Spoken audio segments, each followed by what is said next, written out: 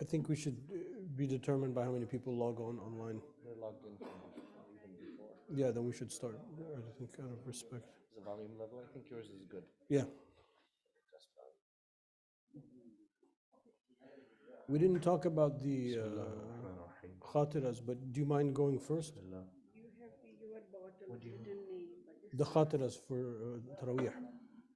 We have the list. Oh, we do? Schedule.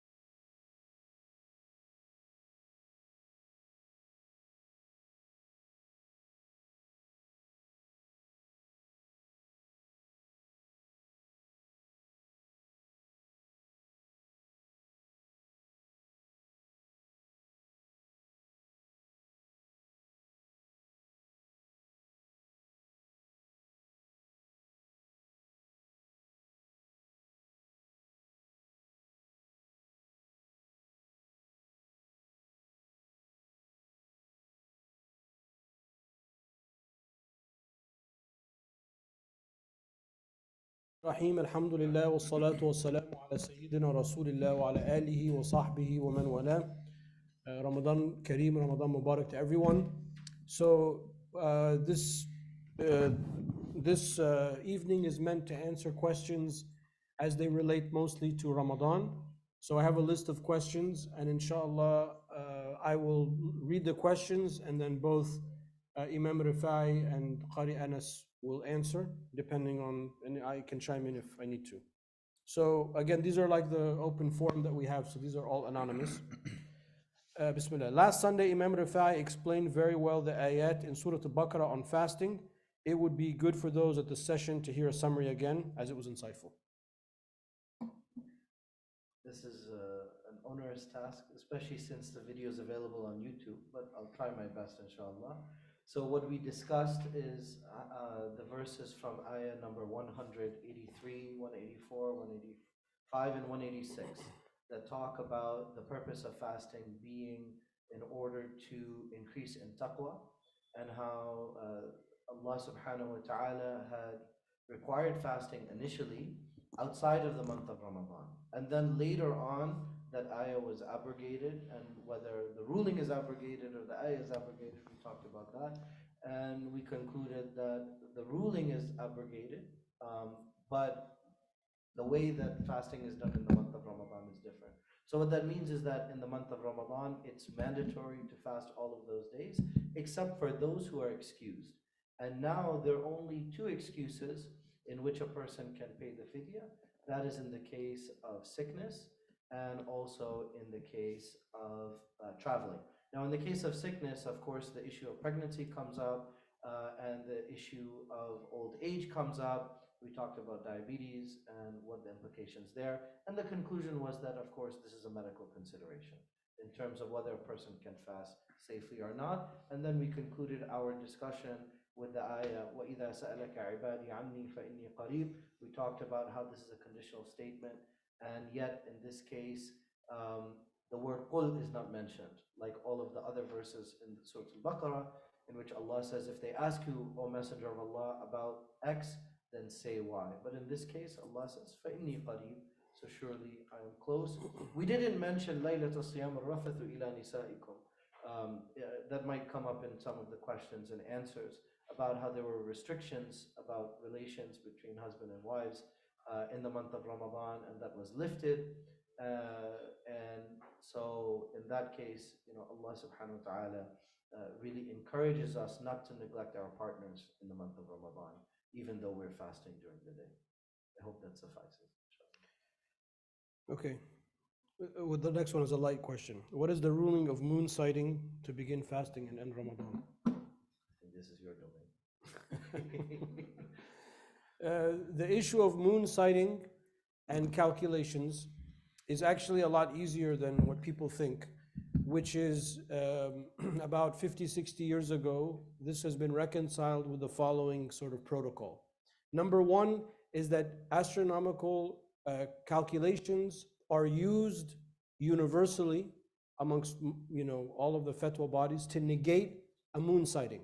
So if a calculation says that it's impossible to see the moon tonight, anybody that comes and says they see the moon, they use the calculation to negate. As far as affirmation, they use the calculations to guide, but most countries, most Muslim majority countries and fatwa bodies go out to sight the moon. In sighting the moon, the challenge is, or the difference of how people understand it, is that most sophisticated nations use actual telescopes to see it.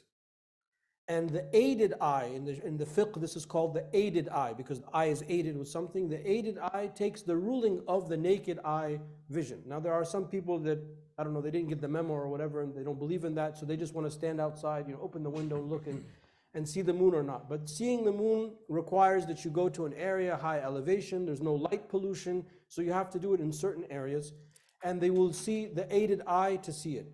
In Egypt, for example, the nation that I know the best on this issue, there has been never, since this protocol in the early 1960s, there has never been any discrepancy at all between the calculations and the moon sighting. As for the people that argue for pure calculations, without any moon sighting, إن في القلب شيء. I don't feel very comfortable with that approach, because the Prophet ﷺ said, "Sumu لرؤيته وأفطروا لرؤيته." Fast based on the sighting of the moon, and break your fast based on the sighting of the moon. Of course, in the fiqh, our fiqh is very flexible, and there are differences of opinions, and there could be a feasible situation in the future in which there's so much light pollution, it's almost impossible to sight the moon, in which case there could be a time foreseeable in the future in which we would need to rely solely on calculations. But usually the going traditional way in Sunni majority fatwa bodies is that this is how they reconcile the two of them. Wallahu a'lam. Okay, what if I was in a country where the sun sets late? Do I have to fast the long hours? If not, what is the guideline? Who determines these guidelines?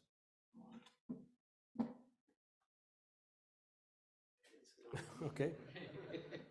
The guideline is that the maximum fasting day is meant to be 18 hours. And they took this from observing the different distances between Fajr and Maghrib in Mecca, because Allah Ta'ala refers to Mecca in the Quran as al-Qura, and therefore we use it as a nam? If we use it for the Qibla, we use it for a guideline when it comes to these things. So the fatwa on this issue is that if the fasting day is over 18 hours, then, meaning that the distance between Fajr and Maghrib is more than 18 hours, we determine that the astronomical signs that Allah Ta'ala has established for our prayer and our fasting have been broken. They're not, there's a problem with them, so we go on the timings of Mecca. So today in Mecca, how many hours of fasting are there? Let's say there's 16. So in this region in which I live, I will start my fasting at Fajr. Fajr might be 1 in the morning, 2 in the morning, and I will count 16 hours, the same amount of hours as in Mecca, and then I will break my fast. And what is the dalil for this, or what is one of the guidance for this, is the hadith of the Dajjal, when the Prophet ﷺ said that the Dajjal will come and the days will be messed up, and one day will be like 40 days, etc. So the Sahaba said, is it enough for us to pray once? And he said, La iqduru lah. You have to calculate based on it. So the idea that the world around us, that the sun and the moon and the rising and the setting would be broken, exists theoretically, and then that's how we solve that problem. But khalas, now Ramadan is getting into the winter, or we're not going to really have that problem for another 30 years or so. Qari Anas recites the whole Quran during the month of Ramadan. on behalf of the community and concludes it on the night of the 27th. He also recites part of the surahs every night. Could he explain this so that we are sure the whole Quran is recited within 27 days on behalf of the community? Yani they don't trust you. They want to make sure that you really are reading the whole Quran. ولكن ليطمئن. لا يطمئن. So, assalamu alaikum everyone. Oh, this is too loud. Can you lower the volume? I'm gonna use this from here. It's okay. So basically, regarding like the finishing of the Holy Quran, in each rak'ah, if I recite more than like the eighth of the hizb, it's gonna be too long for you guys. So I'm trying to basically recite as much as possible, but at the same time, like I don't want to make it too long. Also, when I go home, I have to finish basically whatever from whatever I stopped. So basically, the next day, I mentioned from like the new ayahs that I'm gonna start with. So that way, I'm covering on behalf of you. Also, there are some people, they ask me, where are you gonna start from like the next day? It depends actually. Sometimes I recite like a juz', sometimes I recite like half a juz'. So the most important thing is to finish on the night of 27. Just don't worry, I recite the whole Quran on behalf of you. Otherwise, if I recite like the whole juz' in one Taraweeh, it's gonna be like over 2 hours. So just I wanna clarify this. Any other questions regarding this? We have one more for you. Sure. I hear that Qari Anas recites in various maqams. Can he or Imam Rifai explain the significance of recitation in different maqams? So basically, maqam is not mandatory, to recite in various maqams, but actually, voice is a gift from Allah subhanahu wa ta'ala. And there are a lot of Imams, mashallah, they can recite with different ways, different maqams, based on the meaning of the ayah. Some ayahs talks about like the day of judgment, so how you have to change like the pitch based on that ayah to make it more like, khushu'. So that's all about the maqams that we use in the musical, the music is the same thing for the Quran. The only thing what in the Quran is the grammar, the tajweed rules. Instead of like making elongation for like 10 counts, in the tajweed rules you have to do like 5 counts, because for certain rules it depends on the rules of tajweed, the med signs and like different types of med. So the maqams basically is just to make the Quran heard like beautifully, but it's not of course mandatory to do different maqams. Yeah, But yes. So many of you have heard in the month of Ramadan how I've mentioned how Qari Anas is reciting with the different maqamat within the same prayer, within the same night. And he's making that adjustment based on the meaning. So for example, some of the maqamat, like they are neutral. So like maqam al-rast, for example, it's very neutral, it's very melodic, it flows very nicely. That's why most of the Imams, they're reciting in maqam al-rast. But then there are others which are very upbeat. So like Nahawin, for example, it's more musical. And you'll see that. And in Quran also, Maqam al-Hijaz, for example. But then some of them are maqamat which are hazina, which are very thoughtful and very touching and very sad to the heart. So like, and then some which are higher, like Maqam al-Saba. So you know, like do, re, mi. So you'll go more, start from mi instead of some of the more sad ones, you start from do. So I'm describing it, but I can't recite the way that Qari Anas does. So he will adjust the note according to the verse that's being recited and the meaning. And this is a very, very difficult thing to do, especially because you're recalling the verses. You're also reciting according to the rules of tajweed and according to the musical notes. So there are 3 things happening in real time. So normally, your mind is firing on all cylinders at the same time, mashallah. And also the maqam, for example, as Imam Rifai mentioned, for example, maqam al-Kurd, one of the types, we have 12 types of maqams. Maqam al-Kurd most likely used like for happiness, and maqam, for example, Saba used for sadness. So, but it's not like a must. You can actually, in the Sharia, Imam Tariq, he can like talk about this like more. You can hear a lot of Imams, even in the Haram, starting from the Haram, they recite with one maqam for the whole the entire Ramadan because they can't recite with different maqams. But actually in Egypt, for example, mashallah, the big like qurra, like Abdul Basit and the big like shuyukh, As-Siddiq al-Manshawi and etc. They recite with various maqams based on the meaning, and there are different types of speed in the recitation. For example, when I lead the prayers, I use one type is called tadwir. I'm not using the one that I use before Jumu'ah prayer is called tahqiq, which is this. It's a matter of speed, you know. So we have basically four types of speed in the recitation. We can talk about it, inshallah, one day, like, and they can talk about it like in a deep, in a like very precise way and details.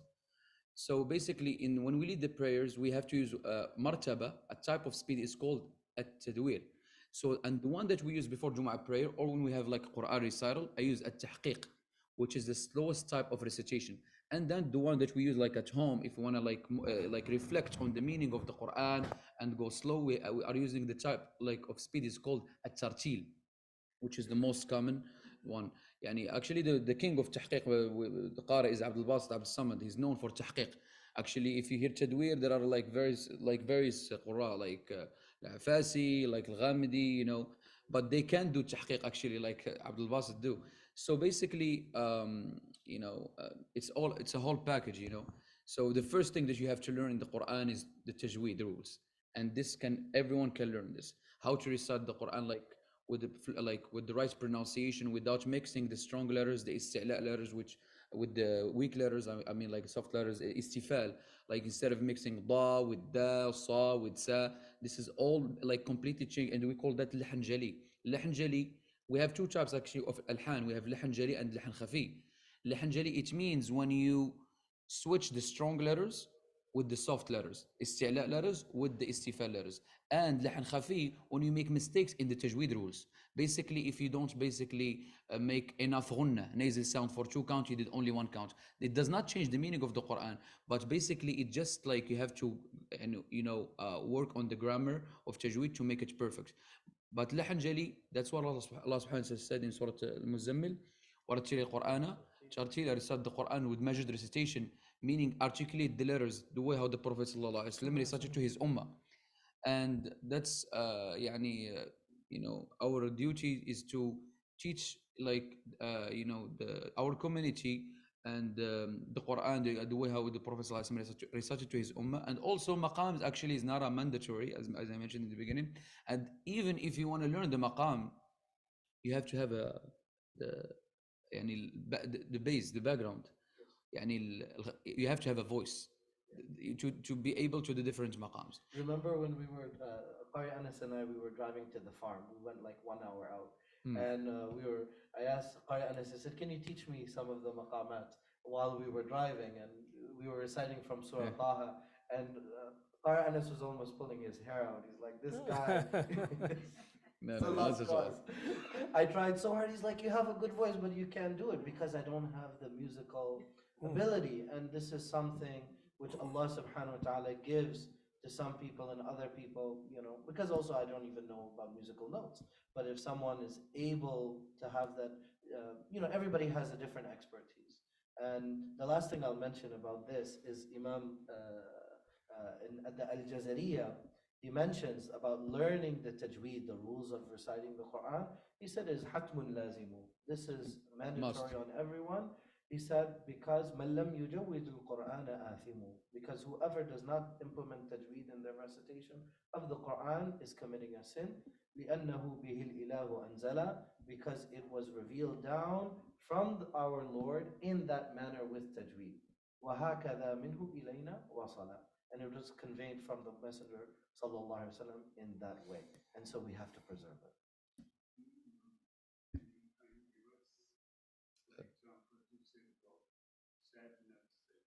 Yes, sure. Sure.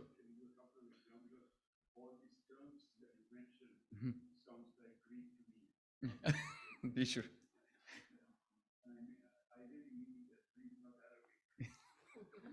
So sure. So I can give you like some examples as answering Brother Muhsin's like questions. So a maqam saba that Imam Rifa'i mentioned, for example, when we talk about Surah Qaf, وَجَاءَتْ سَكْرَةُ الْمَوْتِ بِالْحَقِّ. So you can read this. Sure. It's like when the pangs of death come to one, Yeah. So basically, in truth or in reality. yeah. So I cannot restart with maqam al-Kurd, and I'm gonna give you an example for maqam al-Kurd as well as maqam Saba. So I'm gonna say in this ayah, وجاءت سكرة الموت بالحق ذلك ما كنت منه تحيد ونفخ في الصور ذلك يوم الوعيد وجاءت كل نفس معها سائق وشهيد. This is مقام الصبا. So if we're going to talk about مقام الكرد or مقام العجم, I can use it in this ayah as well, but it does not give a meaning, especially for people who understand the meaning of the Quran. So, وجاءت سكرة الموت بالحق ذلك ما كنت منه تحيد ونفخ في الصور ذلك يوم الوعيد وجاءت كل نفس معها سائق وشهيد. So this is maqam al-Kurd. Okay? So maqam Saba that we talked on, and we have 12 types of maqams. And like we have maqam al-Ajam. وجاءت سكرة الموت بالحق ذلك ما كنت منه تحيد ونفخ في الصور ذلك يوم الوعيد وجاءت كل نفس معها سائق وشهيد. I went from مقام العجم to الأندلسي المقام المغربي. So just I give you like 4 types of like maqam just to have an idea, and we have actually 12 types of maqams. Can you make a difference little bit? Okay, good. Yeah. Yes, sure. Yes.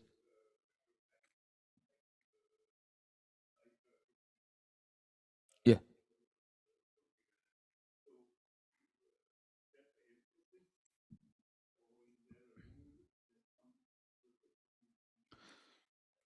This is a good question regarding sometimes I repeat the same ayah to give it like some meaning, because I cannot just pass by some ayahs that's meaningful. For example, ربنا إنك من تدخل الناس فقد أخزيته. So I have this du'as. Sometimes I have to repeat it so to remind people, especially who are listening to, like people who are like understanding the meaning of the Quran. And actually, the most likely the du'as are understandable because you can hear it like multiple times in the Jumu'ah prayers and in Ramadan. So basically, sometimes it's very important to emphasize and repeat the same ayah. So that's why you can remind people about the day of judgment, about the importance of like being like a good believer, the importance of giving sadaqah. So it's some ayahs I have to reflect and repeat that. So, but it's mandatory to do it. But of course, you don't have to like repeat each ayah, because all the ayahs in the Quran are meaningful. But for the du'as, subhanallah, we have to repeat it to give it some, khushu'. So it's very deep, actually. Yes. And in some cases, it gives a different meaning. So, for example, the most famous will be in Surah Al-Qadr. So, for example, تنزل الملائكة الروح فيها بإذن ربهم من كل أمر, right? That the angels descend from every command.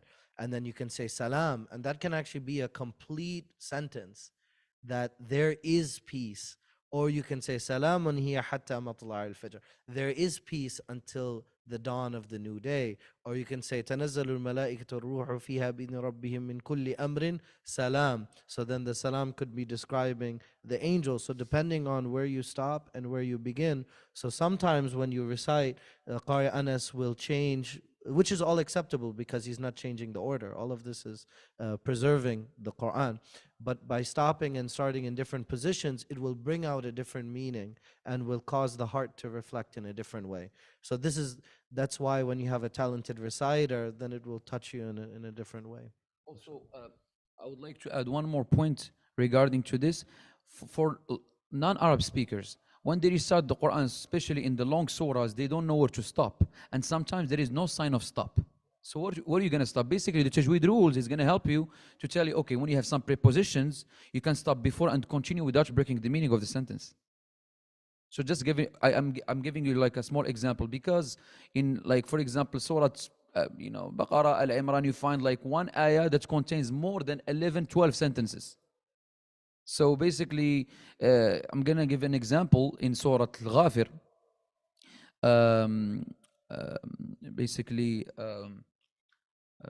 كذبت قبلهم قوم نوح والأحزاب من بعد مهمت كل أمة, so you can translate برسول ليأخذوه وجادلوا بالباطل ليدحضوا بالحق فأخذتهم فكيف كان عقاب وكذلك حقت كلمات ربك على الذين كفروا أن كفروا أنهم أصحاب النار الذين يحملون العرش, أصحاب النار الذين يحملون العرش ومن حوله. This is a big mistake, but actually there is no sign of stop here.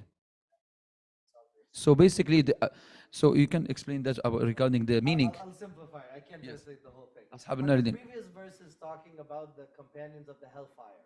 And then the next verse is talking about the angels. So it's a new sentence, right? So الذين يحملون العرش. So the mubtada. Actually, this is one sentence, one ayah. الذين يحمل أصحاب النار الذين يحملون العرش. This is the same ayah.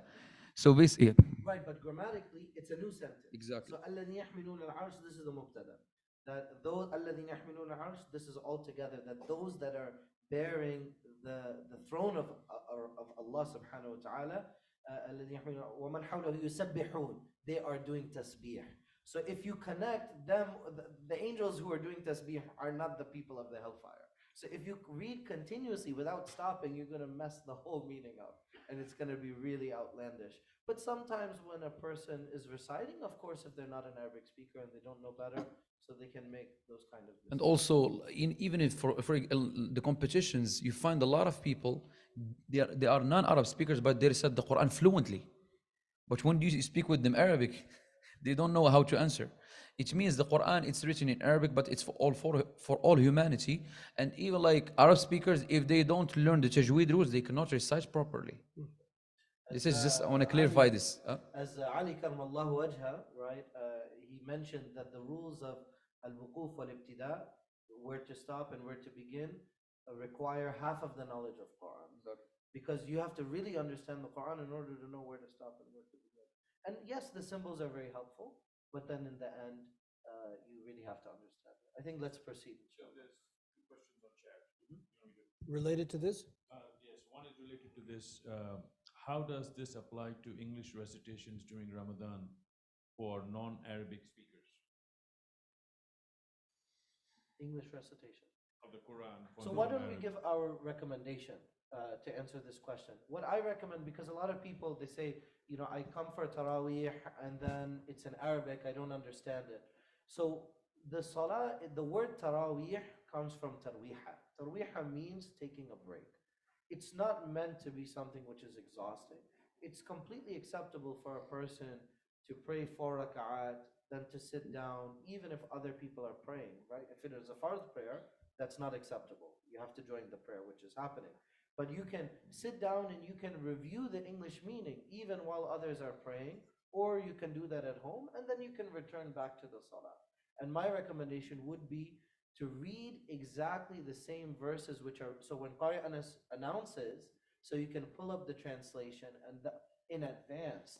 So that way you'll know exactly what the verses are. And when you hear Allah's talking about the angels, Allah's talking about the hellfire, Allah's talking about Jannah, so then you're able to match the meaning which you've reviewed with what you're hearing in Arabic. One last question out here. Actually, what does Taraweeh mean? Oh. And this, that you just mentioned that.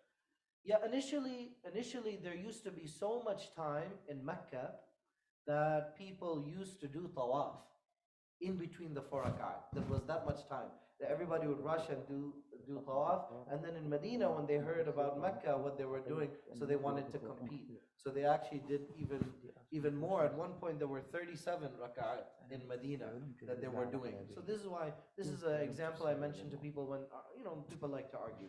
So they argue between 8 and 20. I'm like, well, if you go back to the early generations, did 37. So you guys are all underachievers. You should need to do more. So the number is open. You mentioned that we do not follow the tajweed rules when we recite Quran, we'll be committing a sin. Yes. So people like us who don't know the tajweed rule, what do you suggest we do? Well, Qari Anas, he always shares the hadith that the one who recites هو ماهر عليه. القارئ الذي يقرأ القرآن وهو ماهر في القراءة مع السفرة الكرام البررة والذي يقرأ القرآن وهو عليه الشق فهو له أجر القراءة والتعتع. So you can explain this in So English. This is the famous hadith from the Prophet ﷺ, that whoever recites the Quran and has mastery over it and reads it with fluency, then that person is ma'al kiram al-bara. So they're of a very noble position, with the righteous and those who are honored. And the one who recites but experiences difficult, وَهُوَ عَلَيْهِ شَاقٌّ. So with difficulty or hardship, in one hadith it's mentioned that they have فَلَهُ أَجْران, that person has 2 rewards, and in the hadith that he shared, they have the reward for the recitation and the reward for persevering with the recitation, even though it is difficult. So actually the person who has the intention of reading and improving their recitation actually has even more reward than the person that already has. So it is not a sin. It is a sin to be negligent. And the way you can solve it is by coming to the Tuesday class with Qari Anas. And then you won't have sin and you get the double reward. ICCP takes care of everything, alhamdulillah. Okay. We have quite a few questions, so let's move on. I'm told that asking dua before breaking fast is recommended. Can you explain? Sure. So the Prophet ﷺ, he mentioned that there are 3 categories of people whose dua is la turad. They are not rejected. They are always accepted. And the first category which is mentioned is as-sa'im, right? حين يفطر. So the one who makes dua to Allah subhanahu wa ta'ala at the moment of breaking his fast. This is not the only hadith. There are multiple authentic hadith that this is the time of the dua being accepted. It's an extremely, extremely valuable time. So I strongly recommend everyone to make dua in those final moments before the adhan of Salat al-Maghrib. We pray 8 rak'ahs for Taraweeh while 21 is the sunnah. Can someone explain? I kind of got that going. Naam? I kind of got that conversation started about the 8 and 20. Do you want to take this? I mean, there's nothing to say. The 20 rak'ahs of Taraweeh is the sunnah. And the whole institution of Taraweeh is a sunnah that was established by Sayyidina Umar radiallahu anhu. The Prophet ﷺ did not pray Taraweeh. The Prophet ﷺ did not pray more than 8 rak'ahs of tahajjud plus the 3 rak'ahs of witr. This is the hadith of Sayyidah Aisha alayhi salam. So a lot of the Salafi minded people, they take that hadith and that's where this 8 rak'ah Taraweeh came from. But that's not the sunnah. Taraweeh is something separate in the month of Ramadan that came from Rasulullah sallallahu alaihi wasallam, came from Sayyidina Umar radiallahu anhu, 20 rak'ahs. And then in Medina, they added the rak'ahs to be 36 because the people of Mecca, between every 4 rak'ahs of Taraweeh, they used to make 7 tawaf. So the people of Medina complained to the Sahaba, so they added 4 rak'ahs in between every 4 rak'ahs. So in Medina, the sunnah and that's why in the madhab of Imam Malik, which is the school of Medina, the sunnah is 36 rak'ahs, and in Mecca and the rest of the Muslim world, it was 20 rak'ahs. That doesn't mean that if you pray 8 rak'ahs, it's haram, because the whole thing is a sunnah to start out with. So it's 20 rak'ahs, we pray 8 of them in the mosque, is how I say it. And we do that partly to be mindful of the time. When this mosque started, Ramadan was in the deep part of the summer. And I remember the first Ramadan, we were finishing almost at midnight because Anas was reading a whole juz. So we had to curtail it just out of respect for people. So a lot of those considerations came. Okay, I see people pray 4 rak'ahs and leave. Perhaps they pray at home. What is recommended? It's a nafil prayer. You know, one of the things at the time of Umar radiallahu anh, I mentioned this on Sunday, was that he made a comment. And by the way, this is not a hadith, so does not have the level of authenticity of a hadith. But it's narrated that Umar, after establishing Salat al-Taraweeh, as Tariq mentioned, he made a comment. He said, those who are sleeping are superior to those who are praying. And it's a really fantastic statement. We're like, how is that possible that those who are sleeping are superior? What he's implying is that the ones who are sleeping are taking rest in order to wake up in the morning for Salat al-Tahajjud. So we should not judge each other. When we see someone who's skipping Salat al-Taraweeh, who is leaving after 4 rak'at, they are doing it in ibadah in bite size according to what they're able to do, and they're preserving their energy so that they can worship later.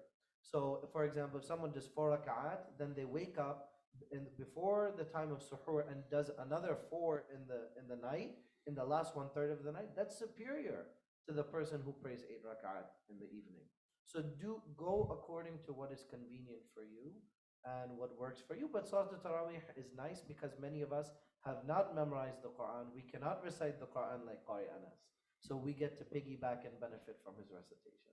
So, but if you have memorized Quran and you're able to do that yourself at home, then there's a great reward for doing that as well. We have a question here. Okay. Alaikum salam. Allah subhanahu wa ta'ala says that read Quran by tartil, okay? And this tartil has been given to the angel, to the Quds, and he has taught our Prophet sallallahu alaihi wasallam. And our Prophet sallallahu alaihi wasallam has recited in the same way, with the same comma, the same full stop, the same maqam, as was revealed to him. But how it changes over time, there should have been one uniform maqam, one uniform recitation, one uniform tartil. لا, the Quran was revealed on 7 recitations. سبعة أحرف. There were 7 tribes of Arabia at the time. The Quran was revealed in those 7 languages, in those 7 recitations. I think you're inquiring about the tune. Is that right? لا, he's Not the mixing up the qira'at. tune and the He qira'at. actually combined yeah. 4 maqams and Both. So there's not one way to read the Quran, there's 10. Each one of those goes back to Rasulullah sallallahu alaihi wasallam, and each one of them, the Prophet sallallahu alaihi wasallam himself recited to different Sahaba. because there were some like tribes in Shibh al Arabi, they find difficulties in pronouncing Hamza. So instead of saying al-ard, they say al-ard. Okay. So I don't think the question is about qira'at. Yeah, Let me give an example Then, that will be helpful. all right, then how the dialects came in between? The dialect from Morocco, the dialect from Libya, the dialect from Egypt, the dialect from Udair. So the question is about the Arabic language. Okay, this is easy. So over time, the dialects have changed because of foreign languages entering, different people mixing. Colonials. So for Amazigh in some areas, Berbers, in Egypt, of course, mixing of different cultures and different groups. In some places in the Levant and Sham, there's French influence. And also from people traveling in different expressions. This is a matter of linguistics. Actually, a lot of linguistics experts, they criticize and critique the Quran for having standardized the Arabic language. So the word Fusha, classical Arabic, is used in 2 ways in the Middle East. Some people, they use it to refer to classical, meaning the way the Quran was 1400 years ago, and others, they use it to mean modern standard Arabic. The reason we have preserved the Arabic language is for the purpose of tafsir. So that way we can interpret the Quran.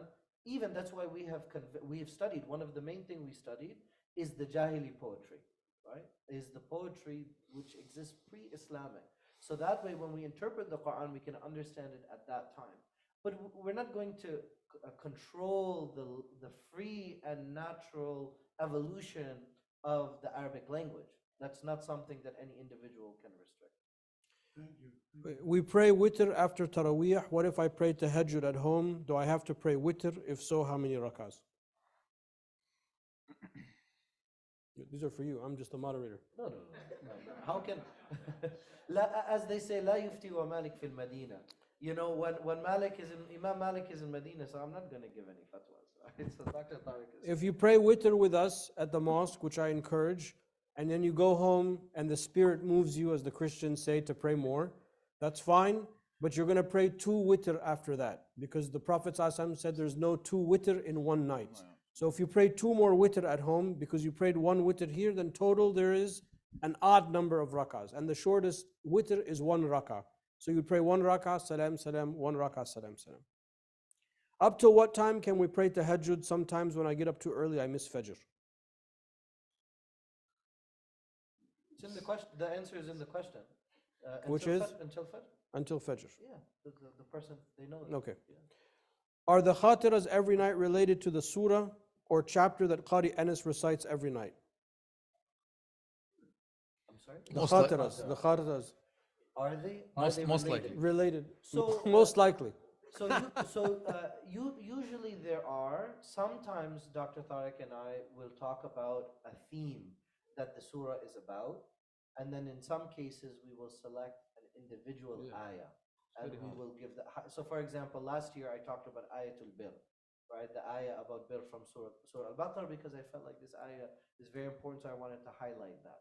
But then sometimes when we get to shorter surahs, then I will talk about the surah in its totality. And I think Dr. Tariq does the same. I like to, believe it or not, prepare before I speak. I know sometimes it doesn't look like that, but I do like to prepare before I speak. So the problem the first couple of years was I'd have to literally talk to Anas every night before, like around Maghrib time, which is impossible in Ramadan, to find out what he's going to read. And it became too difficult. So, because sometimes Anas reads longer or less or whatever, because his recitation at the Taraweeh is dependent, as he said, on what he recites the night before on his own. So I do try, but sometimes it's just difficult because you just miss. But we do try our best to make the khatira based on the recitation so people can get used to that. Is fasting harmful when a woman is expecting a baby? We talked about this on Sunday. So, as I mentioned, in most Muslim majority countries, people think that pregnancy automatically dispose of the requirement of fasting, but it's on a case-by-case analysis. So there are some people who might be in their second trimester, not experiencing any morning sickness, and not at the end of the pregnancy where there's some additional hardship. And there are some women who really want to fast. The idea of having to make up a whole month is stressful for them. So if a woman is pregnant and wants to fast, then she should go ahead and do so. But if she does not feel comfortable fasting and it's going to pose a hardship for her, the threshold, some people think that man kana minkum man kana maridan, so whoever is sick, they think that like you have to be like dying of sickness. No. You can have if you have a migraine headache, that will excuse your fast. So the threshold for how sick you have to be for your fasting to be excused, it's a low threshold, especially if you're fa'iddatun min ayyamin ukhar, especially if you're going to make it up on other days. So related to that are mothers who are suckling babies, nursing, fasting. So with nursing, my recommendation is to not fast, which is different from what I just said about pregnancy. In the case of nursing, hydration is very important, and then it will almost in every case it will have an effect on ability to lactate the baby. So in the case of, which will be a hardship for you, it will be a hardship for the baby. So in the case of nursing, I recommend not to fast. Even though it's permissible, it's practically, to me, it's not logical to go that route. A person who can't fast due to some reason and can't even afford the fidya, what should they do? If they cannot afford the fidya, then someone else will have to give it on their behalf. And if they're the poorest person who can receive it, they can even receive the fidya of their own fasting. What do you think this question means? Is it haram to do makeup? Oh, makeup, like women's makeup? Is it? Looks Oh, like okay, makeup. wake up. Is it haram to do makeup? Makeup during fasting. Maquillage. That has nothing to do with fasting. Could you please explain the difference between Fajr, Subh, and Witr? Which one is obligatory and which one is Sunnah? And then please mention also about the different madhahib because we have so many on this topic. Good. So Salat al-Subh is the word that North Africans use for Salat al-Fajr. If you're from the Indian subcontinent, you call it the Fajr prayer. And in North Africa, they call it al-Subh. It's the same thing. And of course, that's one of the 5 mandatory prayers. Witr is a sunnah prayer that the Prophet ﷺ did with muwaghaba, something which he did consistently. In the Shafi'i school, it's a sunnah which is strongly recommended. And all of Imam Shafi'i and all of his followers, they also did it consistently every day. In the Hanafi school, which I follow, it is a wajib, which is another category which is below the category of the fard. To make a long story short, if you miss it on one day, it's not going to be a big deal, but if you miss it consistently, you will get the sin for having not followed the example of the Messenger sallallahu alaihi wasallam. My advice would be to make the witr prayer every day, except if something comes up and it prevents you from doing so. I usually keep the Quran in my hands while Taraweeh, but Qari Anas usually starts reciting certain juz from Isha prayers, but to my knowledge, we can't use the Quran in our hands in Fard prayers. Please advise. That's the Hanafi position. Yeah. In the school of Imam al-Shafi'i, it's permissible for us to carry the Mus'haf based on the hadith of Dhakwan, who used to lead Sayyidah Aisha alayhi salam in prayer, and he used to read from the Mus'haf. So in the Shafi'i madhab, you can hold the Mus'haf in the Fard prayer.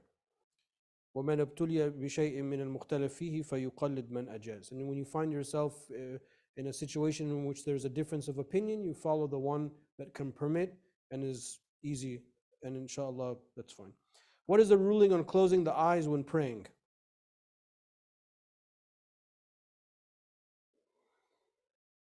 So it's not preferred, because what the Prophet ﷺ advised us is that we should look at the place of sajda, because this is the closest to increasing our khushu' and attentiveness. The idea is that if you close your eyes, actually it will bring you closer to a place of sleepiness and less awareness. So being more alert and having your eyes open and looking at the place of sajda is a more humble and respected position. However, there will be moments in which you're so into the prayer that you will naturally close your eyes, and this is not problematic. It's totally fine. There's no prohibition of closing your eyes in the salah, but it's the less preferred option. I have just one thing to add. One of my friends, Qari, if he does not like close his eyes, he can like mess up like with the ayahs. He can mix up with the ayahs, and he will forget even like, so he got used to like close his eyes. So it's It's permissible. The Imam, it's different. Yani you So, can, you can do I anything. know I don't, but just You can do almost anything and everything. Because the position of leading the prayer and reading and remembering all of the ayat is very difficult. Most people don't realize that, but it's very difficult. La, Imam al-Ghazali, he says that if you close your eyes and it leads to more khushu', then it's fine. The prohibition is like, don't close your eyes and fall asleep. That's pretty bad. Was Adam forgiven? Why? I don't know why we have this question. It doesn't have to do with Ramadan. فَتَابَ عَلَيْهِ. I mean, it's mentioned in Surah Al-Baqarah that he was forgiven. Yes. Otherwise, we'll be in the original sin camp, which is not the Muslims. And to go further, we don't even say that Adam sinned. We can talk about that another time, or maybe during the Taraweeh. Okay, can we have a blood drawn for labs when one is fasting? Yes. No. The needle in the vein breaks the fast. Intravenous needles break your fast. Intramuscular do not. Because the vein and the arteries are considered part of the body cavity, but in the fiqh, but not the muscle.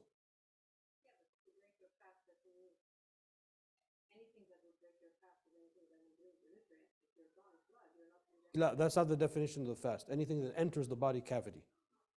The mouth, the nose, the ears, the anus, the penis and vagina, and the veins and the artery. That's the technical definition of the fast. Mish nutrients, anything. So, it's a disgusting example, but if I spit in a cup and then I drank my own spit, that would break my fast. Wait, I lost my place. What is the ruling on, we did that, closing the eyes. Is it harmful? We had the baby suckling. Are these repeats? Makeup? Okay. In our mosque, we are very crowded. So if you donate enough money, then we can expand it and it won't be crowded. In our mosque, we are very crowded. There is very little space between the imam and the first line. Your advice. I smell in this question, this is a personal attack on me. Okay, so I'm going to answer this question. In this mosque, we are following the position of Imam Malik that the imam doesn't have to be in the front of the line as a condition of the prayer because, we're stuck. We have nowhere else to go. So out of necessity, we follow that prayer. So if Anas is leading the prayer here and there are people out front praying, then according to Imam Malik, that counts. So out of necessity, we follow that, and that's the end of that. If you don't like this fatwa, then please give us the entire delta of what we need for the expansion, and we'll happily expedite the expansion, and then Anas can go out there, inshallah. The Quran, is it required to include Abdul before the names that are attributes, names of Allah? I think that's if you name somebody like Wakil. Does he have to be Abdul Wakil, or can his name be Wakil?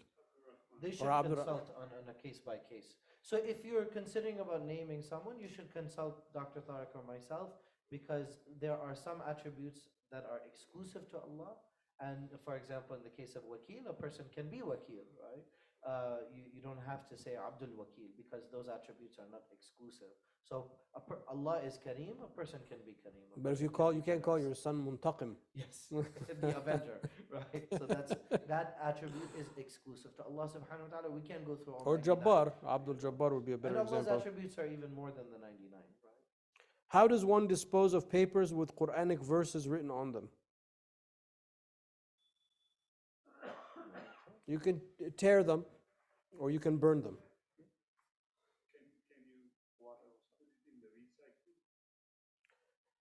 Yani if you put them in the recycling, I would cut them or tear them first as much as possible, like shred them and then put them in the recycling. In the North Africa or in the traditional setting, when they have the lawh, when the students would write the Quran with the ink, they would wipe it with water, but they would collect the water and then they would drink it because that was the ink used for the Quran.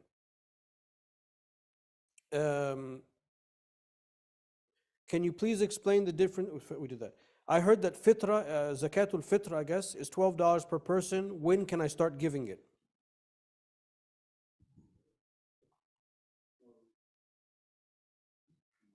Yeah, the minute Maghrib starts tomorrow, which is the beginning of Ramadan, the beginning of the first night of Ramadan, you can give zakatul fitr, and I encourage people to do that because it gives us an opportunity to disperse the money, but it has to be given before the Eid prayer.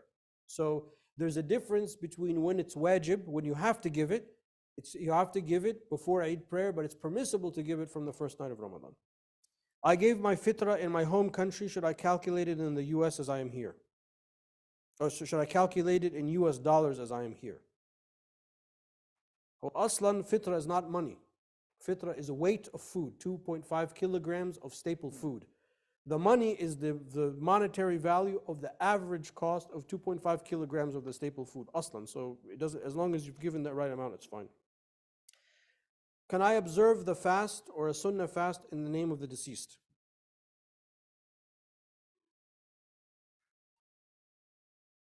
Is it an expiation? It's not clear from the question. I didn't understand. Can I observe fast, sunnah fast in the name of the deceased? Sunnah fast.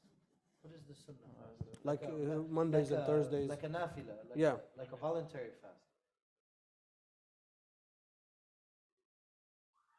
So there's a difference of opinion about this, about voluntary action. So of course, Dr. Tariq has mentioned in the last Ask Dr. Sorry. Tariq about voluntary isal al-thawab. and whether you can do it, and he's already mentioned, you can go to the YouTube video about that, about salah being exclusive to that person. So Naam. you cannot do prayer on behalf of someone else. In the case of kafara, someone who is missing fast, then it's mandatory on the family members to do it on their behalf.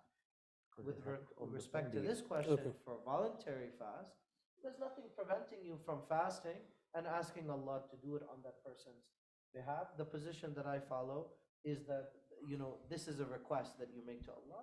And so, if it's made sincerely, then perhaps Allah subhanahu wa ta'ala will grant it. What is the significance?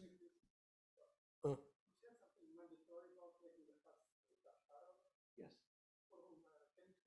So if someone dies before making up fasts that are owed, mandatory fasts. So for example, they were traveling or they were on their period and they did not make up those fasts. And if that's known to the family members, whether it is fast, whether it is fidya that has to be paid, whether it's a hajj. So these are religious debts and obligations that have to be fulfilled on behalf of the deceased. And it's very important. This is an obligation on the family to do so. Yes. It should be done on behalf of the deceased. The hajj was mandatory. Man istata'a ilayhi sabila. So whoever the hajj was mandatory for, but was not able to perform it during their life. There are others who die without the hajj becoming mandatory, and for them it never became mandatory, so it doesn't need to be made up. What is the significance of breaking fast with dates? How many? How many samosas can I eat when I break my fast? Just kidding. So dates, breaking your fast with dates, and how many? Well, this is the sunnah of the Prophet ﷺ, and we do it out of love. Whenever we imitate the Prophet ﷺ, then there's a great reward. And in the case of dates, this is something which the Prophet ﷺ not only did, but he also told us to do. So that even increases our reward even more. I think Sarah, one day. We're talking about the kind of dates that you eat, right? We're not talking about the other kinds of dates. Okay, there are two additional questions that came in. One is, fasting is observed in most religions in some form. Please confirm that Islam is the only religion where there is a month-long fast. It's the only one. It's the only one, but in the Orthodox Christian community, they have Lent, and Lent is longer. 40. It's 40 days. And in some respects, one can argue it's more difficult, because in some Orthodox churches, they fast. It's like they're like on a vegan diet for 40 days. Yeah, but yeah, I mean, our fast, we're the only people that fast like this. That's true. The Buddhist, the Theravada Buddhist monks, they fast from midday. I think they stop eating at 12 noon. Like maybe they only eat from like 8 to 12 every day, and then they fast, something like that. But our fast is the only fast like this with these conditions. The Jews fast like us on Yom Kippur, only one day. Actually, sorry, they fast for 24 hours. Sunset to sunset, 24 hours. But our fast with this rules and this length, we're the only people. Wallahu alam. Okay, the question I have is about the time for Fajr in Ramadan. I have noticed that some of the masajid in this area give 18 degrees, others give 15. Is this an issue of difference of opinion? Are both times a valid fatwa? Can you clarify? No need to get into the weeds. Yeah, and you ask a question that's in the weeds, and then you say there's no need to get into the weeds. By that, I think it's something a lot of people can get confused by. This is one of the hardest questions in Islam. I'm going to leave this one to you. Oh, thank you, mashallah. This is a very, very hard question. So the issue is, when does Fajr prayer start? Fajr starts when the sun is below the horizon by a certain number of degrees. And as the sun comes up from the east, then it illuminates the horizon, it turns white, and then it turns orange, and then the disk of the sun emerges, and that's the end of Fajr. But before that, if you go backwards and the sun is down, there is some point where the sun is below the horizon from our perspective. If this is the horizon, there's some angle that the sun is there, that it's making its way up in the east. What is that angle? Most of the calendars throughout Islamic history are between 18 and 19.5 degrees. That would only really change if you were in a very high northerly or southern latitude. For some reason, ISNA has a 15-degree calculation. So if you download an Adhan app, it will in here in America, it will automatically give you the 15 degrees. What's the difference is that each degree the sun moves is 4 minutes. So the difference between 15 degrees and 20 degrees, 5 degrees times 4 is 20 minutes. That's where those differences come from. So the answer is which one is correct. At the end of the day, this is based on ijtihad. I do not follow the 15-degree, and this is the first time I'll ever say this publicly, I do not follow the 15-degree calendar, which is why I do not come to Qiyam in the last 10 nights of Ramadan. Maybe for the last 9 years, everyone is asking, where am I? That's the reason, because I follow the earlier Fajr prayer. So, but I've never made this public because I don't want to create fitna, because it is an issue of ijtihad. But I do not feel comfortable inside me following that, knowing the fiqh that I know and studying this issue is one of those things that I studied. So I don't criticize and I don't cancel anyone or anything like that, but it is a difference of ijtihad. I believe that the 18 or 19.5 degrees is more accurate for us. However, you can make an argument 15. Why is there a difference of opinion? The difference of opinion is that the astrological signs that you see at Fajr time are almost impossible to observe almost anywhere in North America, except if you're like out somewhere like in Texas or Arizona where there's actually no lights, no artificial lights, and observe it. There's a great British scholar named Asim Yusuf, who wrote a book, especially just an entire like 300-page book just on this issue, and he's in England, he's a British Muslim, and he said that he traveled around the world with these different Muslim groups trying to observe what was in the traditional fiqh books, trying to see actually what happens at those different degrees. And he said, I could not physically see any difference between 12 degrees, 15 degrees, 18 degrees. And when I read that, I was convinced that this is just an issue of ijtihad. And whatever if you're not to get into, you said not to get in the weeds, but I mean, the question is like that. My advice to you is you follow your local mosque. And I have not made this public, other than I'm just telling you how I feel, but I do not impose my view on anybody, except the people in my house, because we all break our fast together. But other than that, I don't impose it, nor do I criticize, nor do I think it's wrong in the sense that your fast is invalid or anything like that. My advice is you stick with the mosque, because that's your local community, just like you should stick with the mosque when Ramadan starts, when Ramadan ends, and things like that. Can I answer Please. this? Because we receive this question every year, why ICCP follows the 18 degrees, and it became a big issue because Sheikh Yasser Qadhi posted a video last year talking about the 15 and 18 degrees. It's true. Oh, he did? Yes, and then we got a lot of questions about it after that video. And What did he say? Well, it's like a 1-hour video, but he says that it's better to go, he said almost the same thing as what you said. But why is it that we're following the 18 degrees, the 15 degrees, I'm sorry, in ICCP, as well as almost every single masjid in North America? Oh. Even though, if you go to the rest of the world, they're following the 18 degrees. And the reason is we go back to the ayah in Surah Al-Baqarah, وَكُلُوا وَاشْرَبُوا حَتَّى يَتَبَيَّنَ لَكُمُ الْخَيْطُ الْأَسْوَدُ مِنَ الْخَيْطِ حَتَّى يَتَبَيَّنَ لَكُمُ الْخَيْطُ الْأَبْيَضُ مِنَ الْخَيْطِ الْأَسْوَدِ مِنَ الْفَجْرِ ثُمَّ أَتِمُّوا الصِّيَامَ إِلَى اللَّيْلِ.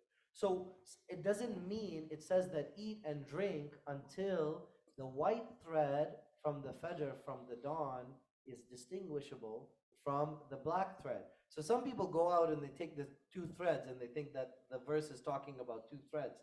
That's not the meaning of the verse. It means that there's a thread when the dawn first breaks, that there's initial light, not the Fajr, the real Fajr, as-Sadiq. So there is some light that appears in daybreak, and once that is visible, and what's mentioned in the ayah is hatta yatabayyan, until it becomes apparent, and hatta means until, all the way up until it becomes apparent to you. So when scientists have analyzed this, they have found, even though in the rest of the Muslim world, people have used the more conservative number, I feel comfortable using the less conservative number, which gives us additional time to eat and to drink. Why? Because if you go out in the Fajr time that's printed in our timetable, you're not going to see any light.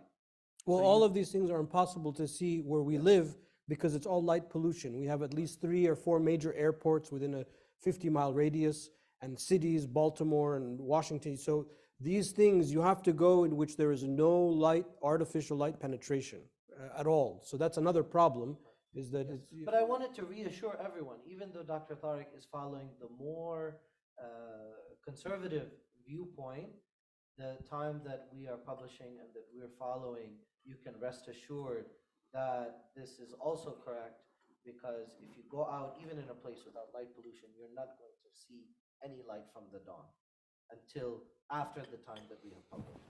So we have 2 questions on chat. Mm. This is one for Karianos. So how you going to inform everyone on the Tarawih prayer? How are you going to inform via email, or the question So is? yeah, so as we discussed with the with administrative and like the imams, basically they will have like 2 boards out there. So they're reaching the ayahs I'm gonna start with like that day of Taraweeh, and also before I'm gonna start like the Taraweeh, the first rakah I'm gonna be announcing the ayah that I'm gonna start from, inshallah. But I cannot like inform them like the day before, the night, because I'm gonna finish here around like 11, no, not 10, like 10:15, something like that. So, so I can inform the next day, of course, but not that day. Like, Before Maghrib, he texts me. No, before Maghrib, he texts me. Inshallah. I think Sarah had a question. there's another question online. Let's There's a just finish couple the more second one. questions on chat. After iftar, are there any traditional family home activities at home after Tarawih? After Tarawih or after Maghrib, is there any family activity? Sleeping? Yeah, it's the month of the Quran. Anything and everything that we can do to increase our connection with the Quran would be a tradition. Other than March Madness. Fine. If traveling, When we had Zoom, it really helped because people were listening to the Fakiras as a family, watching Zoom, and it brought families together at that time.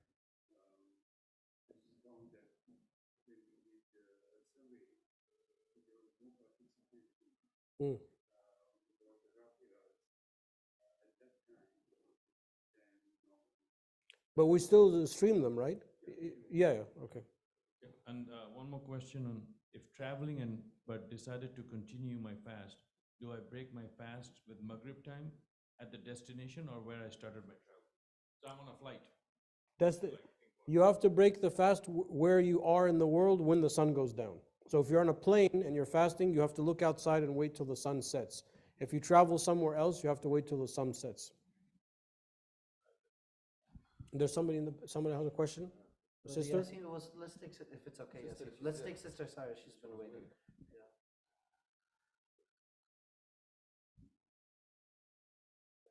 For our deceased relatives, can you elaborate on the different ways that the religious debt can be repaid for mandatory fasting? So it's the same like when you perform a hajj for someone. So then when you make the niyyah, when you make the intention that you're making nawaitu and you don't have, this can also, it doesn't have to necessarily be verbalized. In many cases it can be something in your heart, but I intend that action on fulan, on behalf of so and so. So it should be from the very beginning if you're performing a hajj or umrah, or in the case of the prior question, if it's a fast, or if you're reciting Quran on behalf of someone, then it's better you should have that intention from the beginning, or you can make dua in the end after you've concluded it because it's a voluntary action. But if you're doing something which is mandatory, then you need to have the intention from the very beginning. So for example, like a hajj badal, so you're doing the hajj on behalf of someone else, you should have that intention and you should pronounce it verbally at the onset. And that way you're fulfilling that obligation. And it should be performed, in the case of hajj, it should be done by someone. There's a little bit of difference of opinion about this, but the opinion I follow is that you should have performed the hajj yourself first before you do it on behalf of someone. Okay, I have a potentially multi-part question. Is there a difference between Sunni and Shia times for when they start and end fasting? Yes, but some of the Shia opinions are like ours.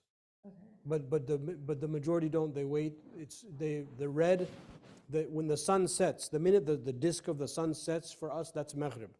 But when the sun, when you, like if you go outside, for example, right when it's Maghrib, you will think like it's still the daytime. You're like, are you sure it's Maghrib? Because it's still light.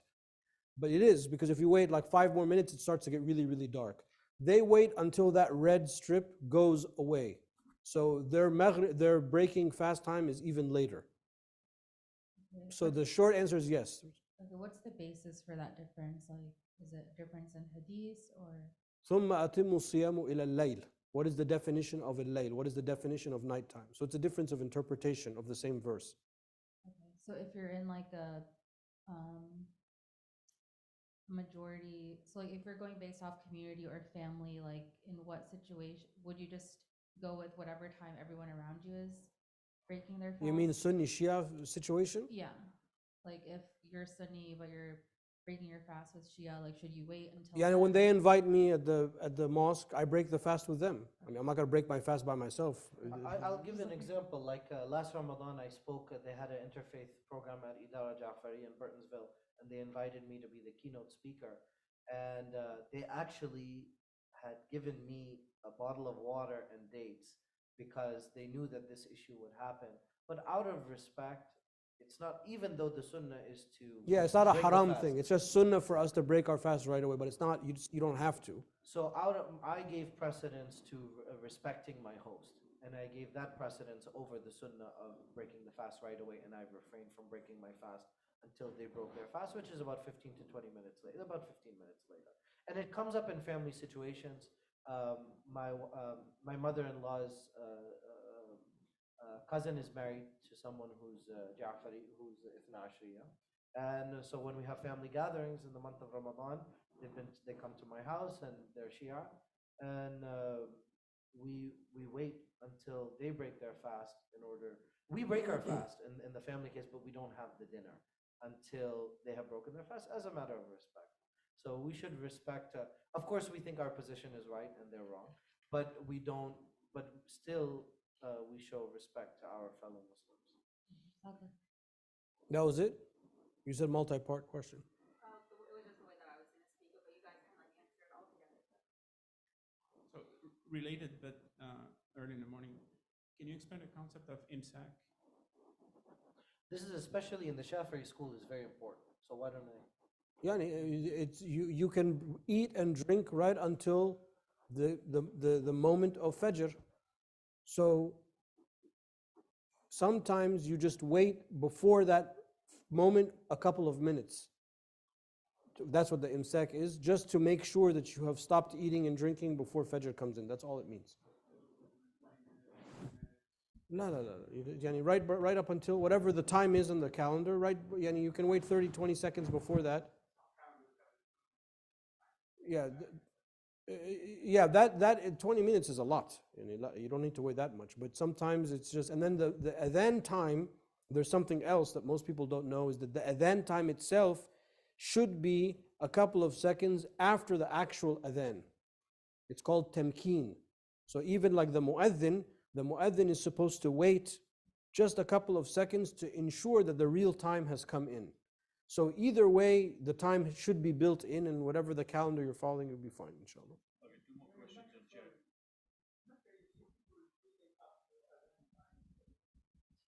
Well, they have the adhan for tahajjud. They have another adhan. Yes, you can eat up until the... So this also has to do with the word hatta, until. You know, a lot of words, so ila al-marafiq, for example, to, from, until, these prepositions in the Arabic language, books are written about that. So in this case, the word is hatta, until. So does it mean right up until, or does it mean that you should have an imsak a little bit before? The Malikis and the Hanafis, their position is you can eat right until you hear the adhan. And it's not a problem, but as soon as you hear the adhan, you have to refrain immediately. But of course we have watches, so why would you do that? You should stop at least 1 minute before. No. But for the Shafi'is, the scholars, they recommended to have an imsak time and allow a gap of a certain amount of time. And most of the Hanabila, they also encourage that there should be a gap of time. Perhaps we can find a middle position, which is that you should allow at least 2 or 3 minutes just to be sure that you're not eating and drinking into the time of the Fajr, especially in a time in which we all have clocks. So why would we wait until the very last moment and jeopardize something which we know for sure is coming? All right, last two questions on the Zoom chat. Is anyone allowed to pray some Taraweeh prayers after the Azan of Isha has gone, but before the Fard in congregation? Yeah, to pray Sunnah prayers. Right? Between every adhan and aqama is a time for Sunnah prayers. Okay. And then can women observe ittikaf at home? Yeah, for the if in the Hanafi madhab, is it the Hanafi madhab? Yeah, the Hanafi madhab, a woman can do i'tikaf at home. And some of the, yeah. Yeah, that's right. And the reward for, so the i'tikaf of the woman in the Hanafi school is in her house, and she can seclude in a portion of her house or in a room, or of course you have to go to the bathroom, you go to the kitchen, whatever, but to seclude yourself, and her reward is the same like the men who are doing it in the masjid. And the basis for this, even though there's no ayah, there's no hadith that supports it, but it's based on analogy. The idea is that it's not possible that there would be a reward or a type of worship that's only available to men and would not be available to women. So this is the opinion that I'm also following. What was the question? And you can A boy that's is not fully mature, can he lead the prayer? Because he's hafiz. The person who leads the prayer should be baligh, should be of mature age, and the minimum requirement of the imam is that the imam can recite the Fatiha. So as long as the imam can recite the Fatiha, and there's somebody that's of mature age and someone that's not mature age, the one that's of mature age should lead the prayer. But what about the tarawih, the voluntary prayers? لا برضو يعني لا, the imam has to be baligh. For the, my understanding is that in the Maliki school it's allowed. In the Hanafi school and the Shafi'i school, it's as Dr. Tariq mentioned. But for the Hanafis, it's permissible for a minor to lead the voluntary prayers, but not the mandatory prayers. And you'll see that in some masajid, they will have children who will lead Salat al-Tarawih, but they will not lead the Aisha prayer. Can you explain the hadith أقرأهم أحفظهم حتى الناس يعرفون? Okay, sure. So this is another addition by Qari Anas, that the one who should lead the prayer is the one who is aqra'uhum. Actually, the one who's the most knowledgeable about the Quran. And this confuses people because sometimes they think the person who's the most knowledgeable, or in some places the person who's the oldest, should lead the prayer. But actually it is the one who is aqra'uhum, who's the most knowledgeable about the Quran, should lead. You have something? I'm just going to be a bit blunt. I just got back from Egypt this morning. I'm like very tired and drained, and I'm trying to get in like the Ramadan spirit.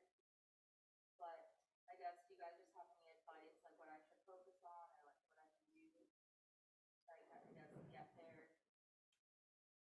Yeah, be with the community, because there's strength in the community. And we have a very festive Ramadan, alhamdulillah, especially Friday, Saturday, and Sunday. We all break our fast together. And, so sometimes people are tired or lazy. They don't want to come to the mosque. But actually, that's the solution. The solution is, push yourself and come.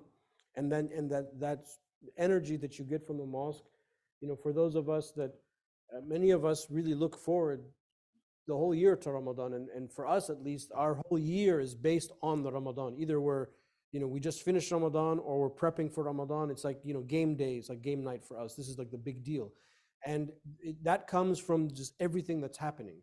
So my suggestion is to force yourself out of that funk and come and just show up. And I think just by showing up, inshallah, within a day or two, and it helps that the first fasting day is Thursday. So the next 3 days, if you come, inshallah, you'll have that energy.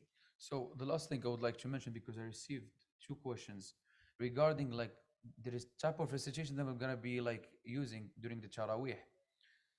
So sometimes, like even if I, mention the type of recitation that I'm gonna use, sometimes people say, "Oh, you have made a mistake. This is instead of there are like some example, a lot of differences in the type of recitation. We have 12. So inshallah, this year I'm gonna do two types of recitation. I'm not talking about the maqams. Maqams is another thing, but I'm gonna use two types of recitations, warsh and hafs. And like before I'm gonna like start each, actually before I'm gonna start the Taraweeh, I'm gonna be mentioning the type of recitation that I'm gonna be using.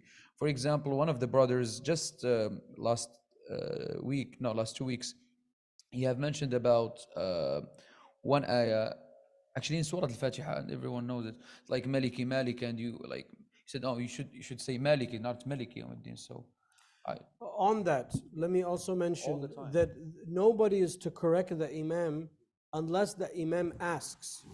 How does the Imam ask? The Imam asks by repeating the ayah that he's stuck on. So بسم الله الرحمن والضحى والليل إذا سجى ما ودعك ربك وما قلى ما ودعك ربك وما قلى ما ودعك ربك. So that means he's asking somebody to help him. In that case, now what if the Imam starts in Baqarah and then 3 verses he's in Yasin, and then after 2 verses he goes to Surah Al-Kahf, he's all over the place. Nothing. It doesn't invalidate the prayer, there's no sin, there's no sahwa, nothing whatsoever.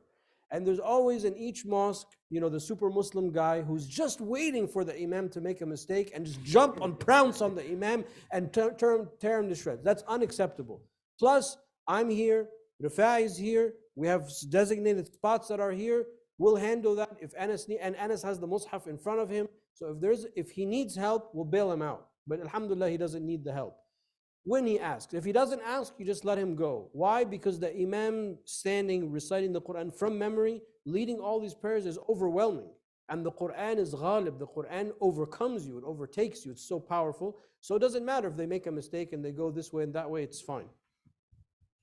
I think we'll conclude with this. I think it's a beautiful question to end on. Ibn Ata'illah, which, in the Hikam, which Dr. Tariq translated, that we're doing in Wednesday, one of the Hikam that we didn't cover yet, but we will inshallah, is that the sign of acceptance in the end is remembering Allah in the beginning.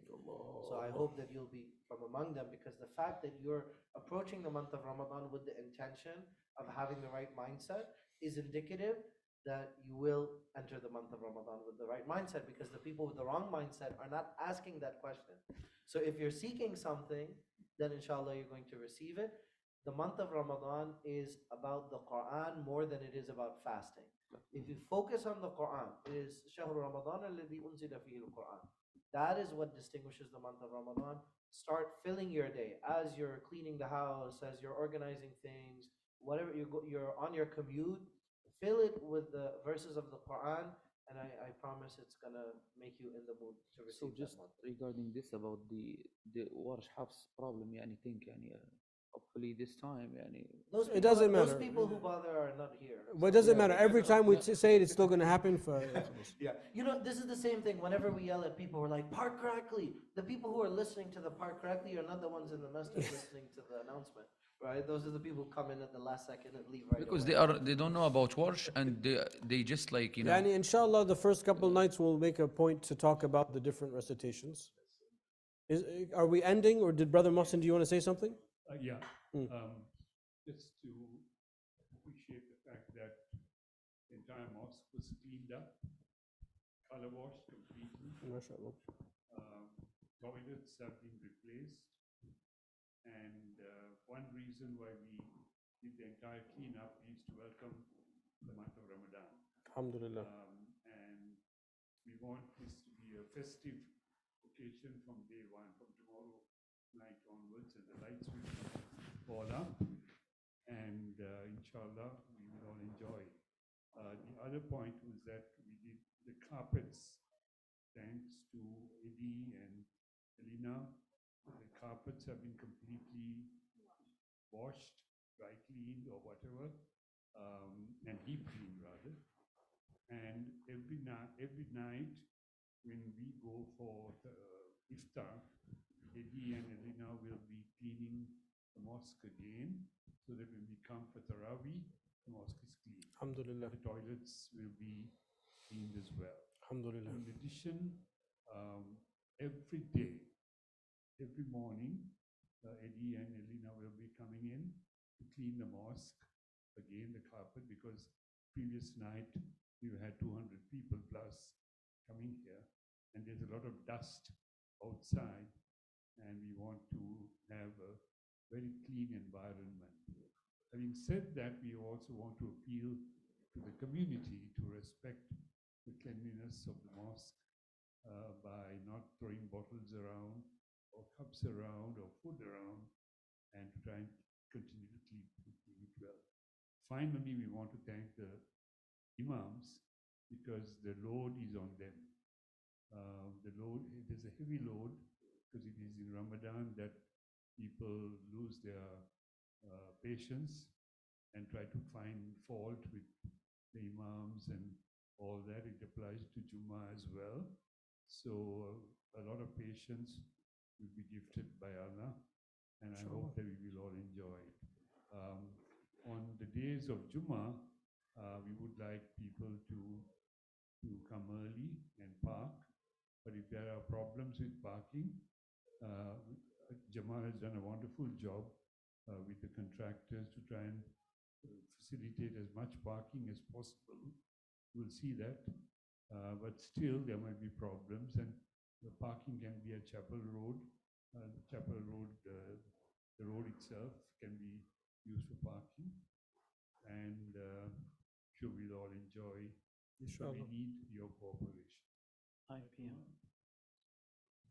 9 p.m. the Tarawih. So just as a reminder, Salat al-Taraweeh is beginning tomorrow night, Wednesday night at 9 p.m. We'll be doing so for the first 20 nights of Ramadan.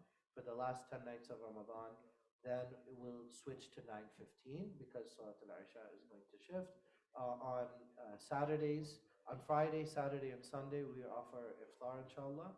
The youth programs and the kids programs will be on Saturday, and the halaqa about Imam Ghazali's Al-Munqidh min al-Dalala, that's going to be at 6:30 on Sundays, and we have a very special program for the last 10 nights with suhoor, with qiyam, and with some talks as well. So we hope everyone can Sunday please morning. join us. Today's halaqah. No, there's no halaqat other than Sunday. And the fitra boxes will be starting tomorrow, will be here. Yes. And you can also make the donations online as well. So for the fitrana, as Dr. Tariq mentioned, $12. just wait until we begin the month of Ramadan, Yes. which is tomorrow, which is less than 24 hours from now. Also, we have put the Ramadan calendar on the website. So if they want to see, and they can also download, like I just downloaded on my iPhone, there's a link. So now you know each day what is the Maghrib time. It gives you a reminder. It gives you a reminder of the Taraweeh as well as the change of time. So everything is downloaded on your phone, smartphone. So there's a link in the bottom of the page, of the home page. And also we have a go green message this year. So there'll be a lot of videos posting, and we have Sister Asha, Brother Yasin, and Atik have put in a lot of effort. So we want to comply to those, and if you have any questions, let us know, let us management team people know. I will answer them, but we're going to go green this year. Inshallah. Inshallah. We're going to go green in the environmental sense, and we're going to go green in the fundraising sense, inshallah. The videos are streamed. والحمد لله رب العالمين وصلى اللهم على سيدنا محمد وعلى آله وصحبه وسلم. اللهم صل أفضل صلاة على أسعد مخلوقاتك سيدنا محمد وعلى آله وصحبه وسلم عدد معلوماتك ومداد كلماتك كلما ذكرك الذاكرون وغفل عن ذكره الغافلون.